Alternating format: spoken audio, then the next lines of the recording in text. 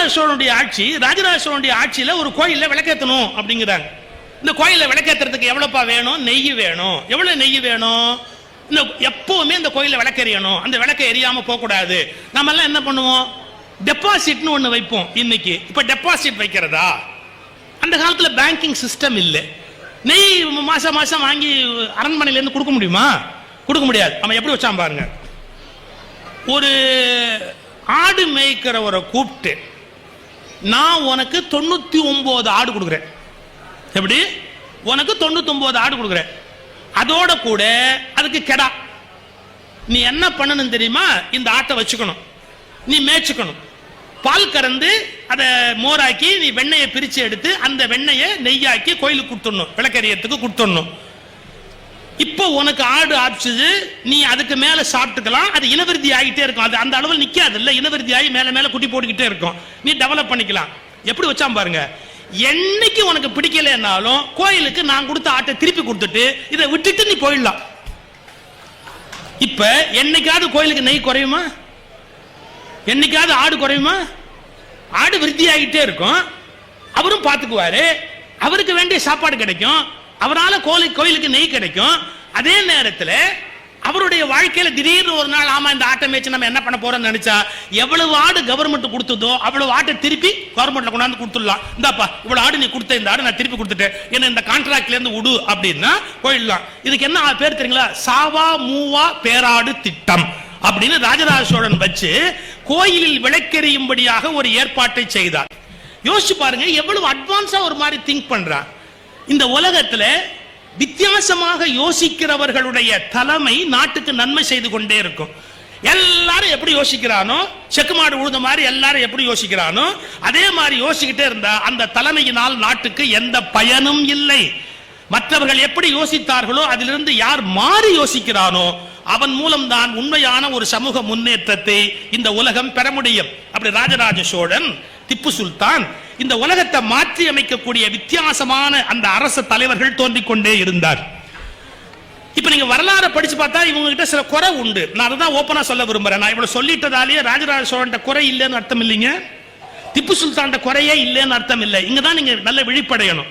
நாம் ஒரு நபரின் ஒரு செயலை சொன்னால் அந்த செயலை மட்டும்தான் ஆதரிக்கிறோம் என்று பொருளை ஒழிய அவர்களை பற்றி வரலாற்றில் பேசப்படுகிற எல்லா பிழைகளையும் நாம் ஆதரிக்கிறோம் என்று பொருள் அல்ல. இந்த கிளாரிட்டி நமக்கு இருக்கணும். அவங்களை பற்றி வைக்கிற மற்ற விமர்சனங்கள் இது வேற மாதிரி இருக்கும். ஆனா அவங்க சொன்ன இந்த கருத்தை மட்டும் நம்ம எடுத்துக்கொள்கிறோம். இது மாதிரியான ஒரு கருத்து, ஒரு சிந்தனை இந்த உலகத்தில் இருக்க வேண்டும். இன்னொன்னு, விதவிதமான தலைவர்களை உங்க முன்னாடி நான் கொண்டாந்து நிறுத்துறேன். அந்த ஒவ்வொரு குவாலிட்டியை மட்டும் நீங்க யோசிச்சு பாருங்க. நம்முடைய ஜனாதிபதியா இருந்த அப்துல் கலாம் ராஷ்டிரபதி பவனுக்குள்ள போறார், பதவி ஏற்று உள்ள போறார். அவர் உள்ள போகும்போது அந்த அந்த ராஷ்டிரபதி பவன்ல நுழைஞ்ச உடனே நெடுன்னு ஒரு ஆளு, பயங்கர உயரம். அவர் முன்னாடி மண்டி போட்டார். இவர் கேட்டார், எதுக்கு நீ மண்டி போடுற அப்படின்னு. சாஹிப், உங்க ஷூவை நான் கழட்டி பாலிஷ் போட்டு வைக்கணும், நாளைக்கு நீங்க போகும்போது மறுபடியும் நான் இந்த ஷூவை மாட்டி விடணும். அவர் கேட்டாரு, ஏன் இந்த வேலையை செய்யற? இது கவர்மெண்ட் அப்பாயின்மெண்ட், ஜனாதிபதியா வர்றவங்களுக்கு ஷூவை கழட்டணும், திரும்பி போட்டு விடணும், அந்த ஷூவை பாலிஷ் போட்டு வைக்கணும். You are dismissed. கலாம் சொன்னவர், யூ ஆர் டிஸ்மிஸ்ட். அவன் பயங்கரமான ஆள். உங்களுக்கே இப்பதான் பவர் வந்திருக்கு, நீங்க இப்பதான் போஸ்ட் ஏத்திருக்கிறீங்க, வந்தது வராதுமா என்ன வேலையை விட்டு காலி பண்றீங்களே, இது நியாயமா? நீங்க இப்பதான் போஸ்ட்டுக்கு வந்திருக்கிறீங்க, வந்த உடனே என் வேலையை எடுக்கிறீங்களே, இது நியாயமா? அவர் சிரிச்சிட்டார். இல்லை என் ஷூவை எனக்கே போட்டுக்க தெரியும், என் ஷூவை எனக்கே மாட்டிக்க தெரியும், நீ ஒன்றும் இந்த வேலை பார்க்க வேண்டிய அவசியம் இல்லை. நீ ஒரு காரியம் பண்ணு, போய் கார்டனை கவனிச்சுக்கோ, தோட்டத்தெல்லாம் கவனிக்க. You are transferred, not dismissed, you are transferred, போ அப்படின்ட்டார். போயிட்டான். அவர் வாக்கிங் போகும்போதெல்லாம் அவனை பார்த்து சிரிப்பாராம். 5 வருஷம் பவர் முடிஞ்சிட்டு புறப்படுறாரு, கார் வெளியே நிற்கிது, அவருடைய 2 சூட்கேஸ், அந்த 2 சூட்கேஸை கொண்டாந்து ஏற்றுறாங்க, பெட்டியை ஏற்ற போகிறாங்க. அப்போ சொன்னாராம், இந்த நான் வந்த அன்னைக்கு பார்த்தனே ஒரு தோட்டக்கார், அவர் வருஷம், அவர் வந்த உடனே நினைவா ஒரு வார்த்தை சொன்னார், இன்னும் நீ சர்வீஸ்ல இருக்கிற, என்ன தான் டிஸ்மிஸ் பண்ணிட்டாங்க, இன்னும் நீ சர்வீஸ்ல இருக்கிற, என்னதான் டிஸ்மிஸ் பண்ணிட்டாங்க, அதனால நான் வேலையை விட்டு போறேன். நான் வந்த அன்னைக்கு உங்கள்கிட்ட தான் முதல்ல பேசினேன், போகும்போது உங்கள்கிட்ட தானே பேசிட்டு போனோம், அதனால நான் போயிட்டுறேன் அப்படின்னு சிரிச்சுக்கிட்டு இந்த காரில் ஏறதுக்கு முன்னாடி சொன்னார், அந்த பூவாளி வச்சிருப்பல, தண்ணி ஊற்றுற பூவாளி, ஆமாம், அதை இந்த பெட்டி மேலே ஊற்று, இந்த பெட்டி மேலே ஊற்று. அவன் சொன்னா, சாஹிப் உள்ள ஏதோ இருக்கும், நான் அந்த பூவாளியை தண்ணி ஊத்துனா நனைஞ்சு போயிடாத. அட ஒண்ணு இல்லை, நீ ஊத்து.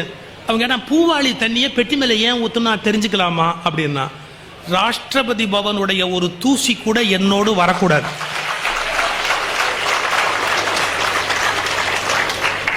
எப்படிப்பட்ட மகா மனிதர்கள் இந்த நாட்டை உருவாக்கி இருக்காங்க, எப்படிப்பட்டவங்க இங்க வந்திருக்கிறாங்க, இது ஒரு அடையாளம். ஓபி ராமசாமி ரெட்டியார்னு ஒருத்தர் இருந்தார் சார். ஓபி ராமசாமி ரெட்டியார் ஒரு வித்தியாசமான மனுஷன், விவசாய முதலமைச்சர் அவர் ஓபிஆர். அவரை பத்தி ஒரு கம்ப்ளைண்ட் கொடுத்து சர்தார் வல்லபாய் பட்டேலுக்கு, அவர் ஹோம் மினிஸ்டர் அப்போ, அவருக்கு ஒரு கம்ப்ளைண்ட் போயிடுச்சு சர்தார் வல்லபாய் பட்டேல்.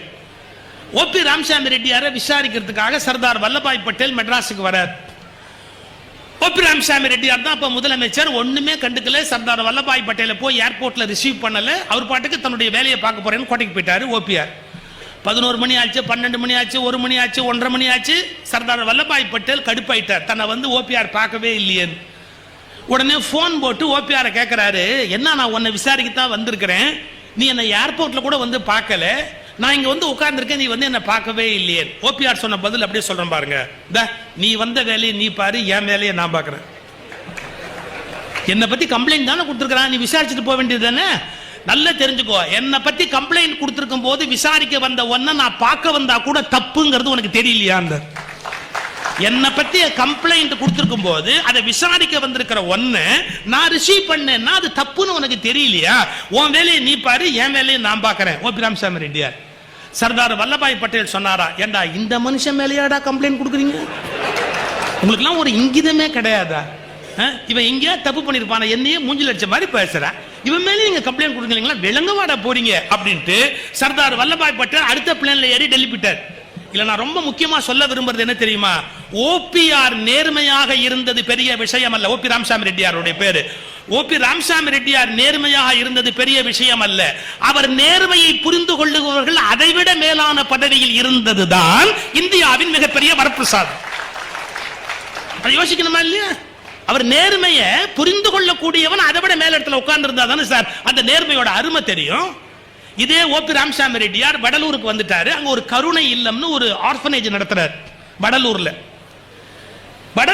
ஆர்ஃபனேஜ் நடத்துற அவர் ஒரு முன்னாள் முதலமைச்சர் ஓபி ராமசாமி ரெட்டியார், நல்ல ஞாபகம் வச்சுக்கணும். முன்னாள் முதலமைச்சர் அவர் வந்து ஒரு கருணை இல்லம் நடத்துறார். மாணவர்களுக்காக நடத்துற கருணை இல்லத்துல பெரிய தோட்டம் போட்டிருக்கிறாரு. அந்த தோட்டத்துல பூசணிக்காயை எவனோ திருடிட்டு போறான். இது எப்பேற்பட்ட நாடு பாருங்க. அதை திருடலாம் ஒருத்தன், கருணை உள்ளத்திலிருந்து பூசணிக்காயை ஒருத்தன் திருடிட்டு போறான். ஓபிஆர் ரொம்ப கவலைப்படுறார் ராமசாமி ரெட்டியார். உடனே என்ன பண்ணாரு, அங்க அந்த வடலூர் போலீஸ் ஸ்டேஷன்ல இருக்கிற இன்ஸ்பெக்டர், சப் இன்ஸ்பெக்டருக்கு சொல்லி விடுறார். நல்ல கவனிங்க, அவர் முன்னாள் முதலமைச்சரா இருந்தவர். அவர் அந்த போலீஸ் ஸ்டேஷன் இன்ஸ்பெக்டருக்கு சொல்லி விடுறாரு, திருட்டு கம்ப்ளைண்ட் ஒன்று கொடுக்கணும் அப்படின்னு. அந்த இன்ஸ்பெக்டர் கேட்டார், என்ன கம்ப்ளைண்ட்? பூசணிக்காய் காணும்னார். அவன் சொன்னா, உனக்கும் வேலை இல்லை, உங்க ஐயாவுக்கும் வேலை இல்லை. ஏன்னா 2 பூசணிக்காய் காணும்னு ஒரு கம்ப்ளைண்ட் எழுதி நான் தேடி இவனை கண்டுபிடிச்சு கொடுத்து இதெல்லாம் ஆகிற காரியமாடா? அந்த ஆள் இவ்வளவு பெரிய பதவியில் இருந்தாரு ஒழி, அவருக்கு இது பத்தாதுரா. அந்த இன்ஸ்பெக்டர் அவருக்கு பத்தாதுரா, 2 பூசணிக்காய் காணும்னு ஒரு கம்ப்ளைண்ட் கொடுத்தா இதை கண்டுபிடிக்கிறது தான் என் வேலையா போட அப்படின்ட்டான். இதை வந்து அப்படியே சொன்னா அவர் விட்டுட்டார். ஓபி ராமசாமி ரெட்டியார் விட்டுட்டார். சார், அவர் முதலமைச்சரா இருந்த போது அவர்கிட்ட பணிபுரிந்த பெரிய போலீஸ் அதிகாரி விசிட்டுக்கு வரார் இங்க இருந்து. அப்ப தெரிஞ்சுக்கிட்டு இருக்காரு, இங்க இருக்கிறார் ஓபி ராமசாமி ரெட்டியார்னு பார்க்க வந்தார். வாசல்ல வெயிட் பண்ணி அவர் பார்க்கணும் போது சொன்னார், நான் ஒன்னும் அந்த ஆளை பார்க்க வேண்டிய அவசியம் இல்லை, போ சொல்லு அப்படின்னு. அவருக்கு புரிஞ்சுக்கிட்டார் ஏதோ ஒரு கோபத்தில் இருக்கிறாருன்னு. உள்ள வந்து சொன்னார், ஐயா என்ன கோபம் சொல்லுங்க. பின்ன என்ன, உங்க இன்ஸ்பெக்டர் இங்க இருக்கிறான், நான் இந்த மாதிரி எங்க காணாம போச்சு 2 பூசணிக்காய் எழுதி கொடுத்தா உங்க ஆளுக்கு வேற வேலை இல்லை, நட்டுக்கண்டு போச்சான்னு கேட்கறான். நான் உங்ககிட்ட பேசுறதுக்கு என்ன விஷயம் இருக்கு அப்படின்னு. அந்த போலீஸ் அதிகாரி பாருங்க, அந்த சப் இன்ஸ்பெக்டர் கூப்பிட்டு விட்டு சொன்னாராம், ஒன்னு தெரிஞ்சுக்கோ, ஓபி ராமசாமி ரெட்டியாருடைய சொத்தே அந்த 2 பூசணிக்காய் தாண்டா. அது தொலைஞ்சு போச்சுன்னா அவர் கஷ்டப்பட மாட்டாரா? நீ அந்த மாதிரி ஆளை பார்த்தது இல்லடா, அதனால உனக்கு அருமை தெரியலடா. ஒரு முன்னாள் முதலமைச்சரா இருந்து அந்த ஆள் சொத்தே 2 பூசணிக்காய் தாண்டா. அந்த 2 பூசணிக்காயை காணும்னு அவர் கவலைப்பட்டா கண்டுபிடிச்சு கொடுக்க வேண்டியதுதான் உன் வேலை. ஏன்னா அது 2 பூசணிக்காய் இல்ல, அவருடைய முழு சொத்து. புரியுதா? அந்த 2 பூசணிக்காயை கண்டுபிடிச்சு முதல்ல ஐயாட்ட கொடு அப்படின்ட்டு அந்த போலீஸ் அதிகாரி அந்த இடத்த விட்டு புறப்பட்டு போனார். யோசிச்சு பாருங்க, இவ்வளவு உயர்ந்த பதவியில் இருந்தாலும் தனக்கு பின்னால் மிகப்பெரிய சொத்துக்களை சேர்க்க வேண்டாம் என்ற எண்ணத்தோடு வாழ்ந்தவர்கள் எவ்வளவு உன்னதமான மேன்மையான மா மனிதர்கள். ஒரு தலைமைக்கு இதெல்லாம் இலக்கணம் எப்படி இருக்கணும் அப்படிங்கிறதுக்கு ஒரு இலக்கணம். சார் ஆட்டோகிராட்டிக் லீடர்ஸ் சில பேர் இருக்கிறாங்க, அவங்க வச்சதா சட்டம், உங்களை யாரும் ஒண்ணுமே கேட்க முடியாது. உலக வரலாற்றுல நெப்போலியன் எப்படி, நெப்போலியன் ஒருத்த வந்து கேட்கிறான், what is the law of this land, இந்த மண்ணின் சட்டம் என்னன்னு கேட்கிறான். அதாவது மோனார்கியா டெமோக்ரஸியா என்ன இருக்குது இந்த நாட்டோட ஆட்சி முறை அப்படிங்கிறதுக்காக வந்து நெப்போலியன் ஒருத்த கேட்டான், what is the law of this land. அவன் ரிப்ளை என்ன தெரியுங்களா, ஐ அம் தி லா. எவ்வளவு ஆட்டோகிராட்டிக் பாருங்க நெப்போலியன். ஐ அம் தி லா, நான் தான்டா சட்டம், நான் என்ன சொல்றேனோ அதெல்லாம் சட்டம். நெப்போலியனுடைய பேச்சு மறந்துடாதீங்க, ஞாபகத்தில் வச்சுங்க. இவ்வளவு அராஜகமா பேசின நெப்போலியன் கடைசி காலத்துல கைதானான். ஒரு தீவுல சிறை வைக்கப்பட்டான். அவனுக்கு டிப்ரெஷன் ஃபார்ம் ஆயிடுச்சு, மனநலம் பாதிக்கப்பட்டது. ஒரு சைக்காட்ரிஸ்ட் டாக்டர் அவர் கூட போட்டு வாக்கிங் போக சொல்றாங்க, அவனை கொஞ்சம் பார்த்துக்க சொல்லி. அந்த சைக்காட்ரிஸ்ட் டாக்டரும் நெப்போலியனும் பாருங்க அந்த வயல் வரப்புல வாக்கிங் போறாங்க. நெப்போலியன் தன்னுடைய அரச உடுப்பை மாத்த மாட்டான், எப்பவோ தச்சு போட்ட பழைய அரச உடுப்பை போட்டுட்டு தான் வெளியே வருவான். தன் அரசன் நினைச்சுக்கிட்டு இருக்கிறான், எல்லாம் போயிடுச்சுங்கிறது அவனுக்கு தெரியாது. அப்பப்போ இதெல்லாம் போயிடுச்சுன்னு அவனுக்கு தெரியாது. அந்த வரப்புல நடந்து வர்றான், 2 பொம்பளை அந்த வரப்புல எதிர்த்தாப்புல வந்தா. இந்த நெப்போலியனுக்கு கோவம் வந்துருச்சு. I am the king of this land, நான் வர்றேன், நீ எதிர்த்தாப்புல எனக்கு குறுக்க வரியே அப்படின்ட்டு அந்த டாக்டரை கூப்பிட்டு சொன்னா, அவளுங்க 2 பேரையும் இறங்கி போய் சொல்லு அப்படி. அவனும் சரி இவன் மனசு நோக வேண்டாமேங்கிறதுக்காக, ஏமா நெப்போலியன் வராரு இல்ல, கொஞ்சம் இறங்கி போனா என்ன அப்படின்னு அந்த 2 பொம்பளை கேட்டான். அந்த 2 பொம்பளை ஒரு பொம்பளை சொன்ன, அவனுக்கு தான் கூறு இல்லைன்னு நினைச்சோம், உனக்கும் இல்லையா. அவன் தான் அறிவு கட்டத்தனமா இன்னும் தன்னை வந்து அரசர்னு நினைச்சுக்கிட்டு இருக்கிறான்னா, அவன் கூட வர்ற எடுபடி உனக்காவது அறிவு இருக்க வேண்டாமா. நெப்போலியன் செத்து எவ்வளவோ நாளாச்சேன்னா, அந்த பவர் போய் செத்து எவ்வளவோ நாளாச்சேன். ஒன்னு நல்ல கவனிங்க, ஐ ஆம் தி லா ஆஃப் திஸ் லேண்ட்னு சொன்னவன் வரப்பில் நடக்கிற ஒரு பெண்ணை கூட இறங்க வைக்கிற அதிகாரம் இல்லாமல் செத்து போனான். இது நெப்போலியனுடைய கதை. இந்த உலகத்தில் அதிகாரத்தை மட்டுமே நம்பி தலைமையில் இருக்கிறவர்கள் அவமானப்படுவதை தவிர வேறு வழி இல்லை என்பதை புரிந்து கொள்ள வேண்டும். வெறும் ஆட்டோகிராட்டிக், தன்னுடைய அவ்வளவு அதிகாரத்தை வச்சு நான் பெரிய தலைவனா இருப்பேன், நான் தலைமையில் இருப்பேன் அப்படின்னு சொன்னா அது ஒரு குப்பை தலைமை. அதிகாரத்தின் மூலம் அடைகிற தலைமை ஒரு குப்பை தலைமை. ஹிட்லர் எவ்வளவு பெரிய மனிதன், பெரிய மனிதன் என்ன அர்த்தம், அவ்வளவு பவர். அவன் பவருக்கு என்ன காரணம்னு கேட்டான், ஈவு இறக்கம் கிடையாது. சில பேர் ஒவ்வொரு மாதிரி பவர் கெயின் பண்ணுவாங்க, ஈவு இறக்கம் கிடையாது. ஏன்னு கேட்டா, யாரோடு பேசிக் கொண்டிருந்தாலும் அதே நிமிடத்தில் அவர்களை சுட்டுக் கொள்ளுகிற தைரியம் ஹிட்லருக்கு உண்டு. அவன் யாருமே கவலை கிடையாது, பேசிக்கிட்டே இருப்பான், அப்படியே சுட்டுருவான், அவ்வளவுதான், முடிஞ்சு போச்சு, அவன் கதை முடிஞ்சு போச்சு. அவ்வளவு கடுமையான ஒரு பெரிய தலைவன் ஹிட்லர். ஹிட்லருக்கு முன்னாடி உட்கார பயப்படுவாங்களாம் எல்லாரும், எதிர்த்தாப்புல நாற்காலில உட்கார மாட்டாங்க. யாரு பேச போனாலும் ஹிட்லர் உட்கார்ந்து இருப்பான், நின்று பேசுவாங்க. அந்த ஹிட்லரை ஒரு தலைவன் சந்திக்க போறான், நீங்க அவனுக்கு தெரிஞ்சுக்கணும், இல்ல யார் தலைவன் நீங்க கண்டுபிடிக்கணும். அந்த ஹிட்லரை சந்திக்கிறதுக்கு ஒரு தலைவன் போறான், எதுக்கு, உதவி கேட்டு போறான். அந்த ஹிட்லர்ட்ட உதவி கேட்டு போறான், ஒரு உதவி வேணும்னு கேட்டு போறான். உள்ள நுழைஞ்சா அந்த தலைவன் மிடுக்கா அப்படியே தைரியமா உள்ள நடந்து போய் ஹிட்லரை பார்த்தான். ஹிட்லர் அப்படி விஷ் பண்ண உடனே அவரை எழுந்து விஷ் பண்ணி அப்படி கை குலுக்கினாரு.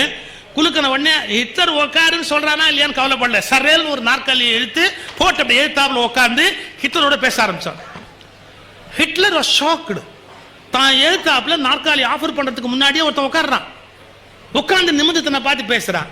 சரி என்ன நான் உனக்கு செய்யணும் அப்படின்னு கேட்டான் ஹிட்லர். முதல் வார்த்தை, இந்த மெயின் கேம்ப்னு ஒரு நூல் எழுதியிருக்கல்ல, அதுல எங்க நாட்டை பத்தி தப்பு தப்பா எழுதியிருக்க. மெயின் கேம்ப்ன்ற நூல்ல 2 பக்கம் எங்க நாட்டை பத்தி தப்பு தப்பா எழுதியிருக்கிற. முதல் வேலையை அந்த 2 பக்கத்தை கிழிச்சு குப்பையில போடு, இனிமே அச்சு பண்ற போது எங்க நாட்டை பத்திய அந்த தகவல் வரக்கூடாது. இப்படி சொன்ன தலைவன் தான் நேதாஜி சுபாஷ் சந்திரபோஸ். உன்னுடைய மெயின் கேம்ப்ங்கிற நூலில் நீ இந்தியாவை பத்தி தவறான தகவல் எழுதியிருக்கிற. நீ அப்படி உனக்கு தப்பான தகவல் யாரோ கொடுத்திருக்கிறாங்க, எங்க நாட்டை பத்தி அப்படி எழுதாத. உலகமே எவனை பார்த்து பயப்படுகிறதோ அவனை பார்த்து பயப்படாமல் நாற்காலியை இழுத்து போட்டு உட்கார்ந்து விட்டு உன்னுடைய நூலில் இருந்து 2 பக்கங்களை எடுத்து விடு, தவறாக எழுதி இருக்கிறாய் என்று சொல்லக்கூடிய தைரியம் இந்த பாரத பெற்றெடுத்த நேதாஜி என்கிற மானமிக்க ஒரு தலைவனுக்கு இருந்தது. சார் நாம இவங்களை பார்க்க போறோம், இவங்கிட்ட காரியம் சாதிக்க போறோம், கூனி குறுகி எதையாவது கொடுத்ததை வாங்கிட்டு வருவோம் நினைக்காம, என்னுடைய நாட்டை பற்றி குறைவாக எழுத உனக்கு என்ன உரிமை என்று உலகமே எந்த ஹிட்லரை பார்த்து பயந்ததோ அந்த ஹிட்லரை கேட்கக்கூடிய அவன்தான் உண்மையான தலைமைக்கு ஒரு அடையாளம். ஒரு உண்மையான தலைமை எப்படி இருக்கணும் அப்படிங்கிறதுக்கு அதெல்லாம் ஒரு அடையாளம். டாக்டர் அம்பேத்கர் எவ்வளவு ஒரு அக்கறை, தான் அந்த ஒரு சமூகத்தில் பிறந்து அந்த சமூகம் புறக்கணிக்கப்பட்ட போது எடுத்து நிறுத்தணும். அவர் தலைமை பதவிக்கு வரணும்னு ஆசைப்படல சார். அந்த சமூகம் படுகிற வேதனையை பார்த்து இவங்களை எப்படியாவது கடத்தேற்றணும், எப்படியாவது மேலே கொண்டு வந்துடணும். நல்ல தெளிவா சொல்றதா இருந்தா டாக்டர் அம்பேத்கர் தலைமை பதவிக்கு ஒருபோதும் ஆசைப்பட்டதில்லை. தலைமை அவருடைய காலடிகளில் வந்து விழுந்தது. நீ காப்பாற்ற வேண்டும் என்றால் இந்த சமூகத்தை நீ தலைமை ஏற்க வேண்டும் என்று காலில் வந்து விழுந்தது. தன்னை எந்த மக்கள் நம்பினார்களோ அவர்களை அடகு வைத்து 2 சீட்டுகள் பெற்றுக்கொள்ளும் வேடிக்கை அம்பேத்கருக்கு ஒருபோதும் இருந்ததில்லை. அந்த மக்களை மானத்தோடு வாழ வைப்பது மட்டும்தான் அவருடைய உன்னதமான லட்சியமாக இருந்தது. ஒரு தலைவன் எப்படி இருக்கு, தான் சில நன்மைகளை பெறுவதற்காக தன்னை நம்பிய மக்களை அடகு வைக்கக்கூடிய எண்ணம் ஒருபோதும் அம்பேத்கருக்கு இருந்ததில்லை. ஒரு தலைவன் எப்படி இருக்கணும் அப்படிங்கிறதுக்கு அதெல்லாம் ஒரு அடையாளம். அந்த காலத்துல யார் யார் என்னென்ன நினைக்கிறாங்களோ அதை மாறி சிந்திக்கக்கூடிய தைரியம் இருக்கணும். கோயிலுக்குள்ள யாரும் போக முடியாது அப்படிங்கிறான் சார். கோயிலுக்குள்ள மற்றவங்க யாரும் வரக்கூடாது அப்படிங்கிறான். 1000 வருஷத்துக்கு முன்னாடி சார் ஒரு மனுஷன் வட கோயிலுக்குள்ள எவன் என்ன பண்றான் பாப்போம் அப்படின்னு உள்ள கூப்பிடுறான். வா கோயிலுக்குள்ள வட கூப்பிட்டான். அது பெருசு இல்லை, நீங்க நினைச்சே பார்க்க முடியாத விஷயம். ராமானுஜர் தான், வேற யாரு? ராமானுஜர் சார் காவிரியில குளிக்க போறார். இந்த காவிரியோட நடந்த சம்பவம், காவிரியில குளிக்க போறார். அவர் காவிரியில குளிக்க போகும்போது சார் அவரு இப்படி பாருங்க, தோல்ல கை போட்டு நடந்து போவார். அந்த காவிரியில மேட்டுக்குடின்னு சொல்லுவோம் இல்லையா, மேலான வர்ணம்னு, அந்த சீடர்கள் தோல் மேல இப்படி கை போட்டு காவிரியில போய் குளிக்க போவார். காவிரியில குளிச்சிட்டு ஆத்த விட்டு வெளியே வருவார் பாருங்க. அப்ப இப்படி தேடுவார். இவங்களெல்லாம் விட்டுருவாரு. ஒடுக்கப்பட்ட சமூகத்தை சார்ந்த உறங்காவில்லின்னு பேர், ஷெட்யூல்டு ட்ரைப்னு சொல்றோம் பாருங்க. அந்த ஒடுக்கப்பட்ட சமூகத்தை சார்ந்த உறங்காவில்லின்னு ஒருத்தன், அவனை கூப்பிட்டு அவன் தோள் மேல கை போட்டு திரும்பி வருவார் ராமானுஜர். காவிரியில் குளிக்க போகிற போதெல்லாம் மேல் வர்ணத்தை சார்ந்தவர்கள் தோளிலும், அங்கிருந்து குளித்து விட்டு வருகிற போது ஒடுக்கப்பட்ட சகோதரனுடைய தோல்ல கை வைத்துக் கொண்டும் ராமானுஜர் வெளியில வருவார். சமய தலைவர். ஒரு வினாடி யோசிங்க. இந்த மேல் மக்கள் ஒரு வினாடி யோசிக்கிறாங்க, என்னடா இது நம்மளை விட்டுட்டு குளிச்சுட்டு வரும்போது எவன் தோல்லே இவர் கை வச்சுட்டு வராருன்னு. ஒரு நாள் அவனை கூப்பிட்டு பேக் பண்ணிட்டாங்க, நீ அந்தாண்ட போ நாங்க பாத்துக்கிறோம் அப்படி. உறங்காவில்லி அந்தாண்ட போயிட்டான். குளிச்சுட்டு மேல வந்தாரு, எங்க உறங்காவில்லிய காணும்னார். அவன் ஒரு வேலையா போயிருக்கான். சரி நாங்க தான் இருக்கிறோம் இல்ல, எங்க தோல்ல கை வச்சுட்டு வாங்க. சார் நீங்க நினைச்சே பார்க்க முடியாது, மேல் துண்டு போட்டிருந்ததை மறுபடியும் காவிரியில நினைச்சு ஈரமாக்கி அந்த மேல் துண்டை ஈரத்துண்டை எடுத்து அந்த மேல் வர்ணத்து சிஷ்யன் தோல் மேல போட்டு அதுக்கு மேல இப்படி கை வச்சார் ராமான். அவங்க கேட்டான் எதுக்குன்னா, தீட்டுப்படாமல் இருப்பதற்கு. தீட்டுப்படாமல் இருப்பதற்கு. அவன் சொன்னா நான் மேட்டுக்குடி தானே, அப்புறம் என்ன தீட்டு? அந்த தீட்டு நமக்கு வராமல் இருப்பதற்கு தான் நான் மேல் ஜாதி நினைச்ச பத்தியா, அந்த தீட்டு எனக்கு வரக்கூடாது பத்தியா, நான் மேல் ஜாதி நினைச்சப்ப அது எனக்கு வரக்கூடாது இல்லையா, அதுக்கு தான் ஈர துணியை போட்டேன். 1000 ஆண்டுகளுக்கு முன்பு ஜாதிகள் ஒழிய வேண்டும் என்று நினைத்த சமய தலைவன் இந்த மண்ணில் பிறந்து வளர்ந்திருக்கிறார். ஒவ்வொருத்தருடைய நீங்க இன்னைக்கு உலகம் முழுக்க அந்த சுவாமிநாராயண் டெம்பிள்னு ஒரு டெம்பிள் போயிட்டு இருக்குது. அவங்க ரொம்ப பணம் கொட்டி கோயிலை கட்டுவாங்க, லட்சக்கணக்காக கோடிக்கணக்காக கட்டுவாங்க. உலகம் முழுக்க நீங்க பாத்தீங்கன்னாலும் அவங்கள மாதிரி அழகாவும் அந்த பளிச்சுன்னு கோயிலை யாருமே வச்சுக்க முடியாது. சுவாமி நாராயண் டெம்பிள். நான் கூட முதல்ல அதெல்லாம் போயிட்டு என்ன ஒரே பணக்காரத்தனமா இருக்குது, என்ன வேடிக்கையா இருக்கு அப்படின்னு அந்த கோயிலை பார்த்துட்டு வந்துட்டேன். அதை ஃபவுண்டர் சுவாமி நாராயணுடைய வரலாறு படிச்ச போது ஐ வாஸ் ஷாக்டு. இப்படி ஒரு மனுஷன் இந்த உலகத்துல பிறக்க முடியுமா அப்படிங்கிறதுக்கு. அவர் படிக்கிறார் சார், படிக்கிறார், ஒரு குரு கிட்ட படிக்கிறார். படிப்பு முடிஞ்சோன்னு குரு சொல்றார், உங்க எல்லாருக்கும் நான் ஒரு வரம் கொடுக்குறேன், நீங்க எது வேணுமோ என்கிட்ட கேட்டுக்கங்க, ஒரு வரம் கொடுப்பேன், அந்த வரம் கண்டிப்பா பலிக்கும், ஒரே ஒரு வரம் தர்றேன் கேளுங்க அப்படிங்கிறார். அப்போ அவருக்கு நீலகண்டன் பேரு, பழைய பேர் நீலகண்டன், பிறகுதான் சுவாமிநாராயணன் அவர் அழைக்கப்பட்டார். அவர் ஏஞ்சி சொல்றாரு, இந்த உலகத்துல பல பேர் கஷ்டப்படுறாங்க, வறுமையில கஷ்டப்படுறாங்க, பசியில கஷ்டப்படுறாங்க, அவங்க கஷ்டத்தை எல்லாம் மாத்துறதுக்கு வழி இல்லையா அப்படி. குரு சொன்னார், நான் உனக்கு எவ்வளவு வருஷம் பாடம் சொல்லி கொடுத்தேன், பிறவின்னு ஒன்று இருக்கு, கர்மான்னு ஒன்று இருக்குன்னு சொன்னல, கர்மாவனால அவன் கஷ்டப்படணும்னு இருந்தா அதை மாற்ற முடியாது, கஷ்டப்படணும். இன்னும் ஒரு டவுட், கர்மாவை மாற்ற முடியுமா? இன்னொருத்தருடைய மோசமான கர்மாவை நான் வாங்கிட்டு எனக்கு புண்ணியம் இருக்குன்னா நான் அதை மாற்றி கொடுக்க முடியுமா? கொடுக்கலாம். ஆனால் அப்படி கொடுக்கறதுல ஒரு கஷ்டம் இருக்கு. அப்புறம் அவன் கஷ்டத்தெல்லாம் இவன் அனுபவிக்கணும். சுவாமிநாராயண் சொன்ன வார்த்தை அப்படியே சொல்றேன். அப்படியானால் இந்த உலகத்தில் யாரெல்லாம் கஷ்டப்பட வேண்டும் என்ற கர்மா இருக்கிறதோ எல்லாருடைய துக்கமான கர்மாவையும் எனக்கு மாற்றி கொடுத்து விட்டு என் புண்ணியங்களை அவருக்கு மாற்றி கொடுத்தால் நான் ஒருவன் மட்டுமே கஷ்டப்பட்டு கொண்டிருப்பேன், எல்லோரும் சௌக்கியமாக இருப்பார்கள் அல்லவா? எனவே எல்லாருடைய கஷ்டங்களையும் எனக்கு மாற்றி கொடுங்க. இந்த குரு எழுந்தாரு, சிஷ்யங்கிட்ட வந்தாரு, கிட்டக்கவான்னார், கட்டி தழுவி சொன்னார், இந்த வினாடி முதல் நீ எனக்கு குரு, நான் உனக்கு சிஷ்யன். எனக்கு இன்னை வரைக்கும் அப்படி தோணலடா. மற்றவன் கஷ்டத்தை நம்ம நீக்கணும்ன்ற எண்ணமே எனக்கு தோணலடா. உனக்கு தோணி இருக்குல்ல, உன் பெயர் உலகம் உள்ள வரையில் நிற்கும். அவன் தான் சுவாமிநாராயணன் மாதிரி சுவாமிநாராயணன் டெம்பிளா உலகம் முழுக்க இன்னைக்கு இருக்கு. நான் முதல்ல என் பேச்சை எப்படி தொடங்கினேன்? ஒரு தலைவன் என்பவன் அதிகாரம் உடையவன் என்பது பொருள் அல்ல, ஆளுமை உடையவன் என்பது பொருள் அல்ல, ஏதோ ஒரு சிறப்பு ஒளி உடையவன் என்பது பொருள் அல்ல, அரச வம்சத்தில் வருகிறவன் என்ற பொருள் அல்ல. ஒரு உண்மையான தலைவன் என்பவன் பிறர் மீது அக்கறை உடையவன். பிறர் மீது நிஜமான அக்கறை உடையவர்கள் யாரோ அவர் இந்த உலகத்தில் உன்னதமான தலைமைக்கு வருகிறார்கள் என்பதை புரிந்து கொள்ள வேண்டும். சார், தலைமைக்கு வேற சில தகுதி இருக்கு, நான் இல்லைன்னு சொல்லல. சாமர்த்தியம், யூகித்து அறிதல், மனிதர்களை படித்தல், மனிதர்களை எடை போட தெரிதல், இதெல்லாம் வேணும், நான் இல்லைன்னு சொல்ல. தலைவனுக்கு இதெல்லாம் வேணும். ஆனா அவையெல்லாம் சின்ன சின்ன தகுதிகள், கூடுதல் தகுதிகள். அவை அடிப்படை தகுதியாக ஆகாது. வேணும், அதுவும் வேணும். அது இல்லாம இந்த உலகத்தில் வாழ முடியாது. ஒரு சம்பவம் சொல்லட்டுமா? இது வரலாற்று சம்பவம். நம்முடைய டாக்டர் ஹெச்வி ஹண்டே ஒரு இன்டர்வியூல சொன்னார் இந்த செய்தியை. பெங்களூர்ல இடைத்தேர்தல், ராமகிருஷ்ண ஹெக்டே நிக்கிறார், குண்டுராவ் நிக்கிறார். பிரச்சாரம் பண்றதுக்கு யார் போயிருக்கா? தமிழ்நாட்டில இருந்து புரட்சி தலைவர் போறார் தேர்தலுக்கு. அவங்களுக்கு பிரச்சாரம் பண்றதுக்காக போறார். ஹெச்வி ஹண்டே கன்னடத்தில் மொழிபெயர்க்கிறதுக்காக போறார் பெங்களூருக்கு. மத்தியான நேரம், நல்ல வெயில் நேரம், ஒரு 20,000 பேர் நின்றுகிட்டு இருக்கிறாங்க. அங்க போய் புரட்சி தலைவர் இந்த மேடைக்குள்ள போறார். எல்லாரும் கை அசைக்கிறாங்க, கும்பிடுறாங்க, பாக்குறாங்க. எல்லாம் பேசிட்டு கார்ல வந்து ஏறி உட்கார்றார். இவர் ராமகிருஷ்ண ஹெக்டேக்காக ஓட்டு கேட்டு போயிருக்கிறார் புரட்சி தலைவர். கார்ல வந்து உட்கார்ந்த உடனே ஹெச்வி ஹண்டே சொன்னாராம், கண்டிப்பா ஹெக்டே ஜெயிச்சிருவார். உடனே புரட்சி தலைவர் கேட்டாராம், எதை வச்சு சொல்றீங்க? நீங்க இப்ப வர்றீங்க, 20,000 பேர் நின்று உங்களை வரவேற்கிறாங்கன்னா கண்டிப்பா ராமகிருஷ்ண ஹெக்டே ஜெயிச்சிருவார். அப்ப புரட்சி தலைவர் எம்ஜிஆர் சொன்ன வார்த்தை, கண்டிப்பா தோத்துருவார். நீங்க அவருக்கு தாங்க கேன்வாஸ் பண்ணிட்டு வரீங்க, அவர் தோத்துருவார், குண்டுராவ் ஜெயிச்சிருவார். ஹெச்விக்கு ஒன்னும் புரியல.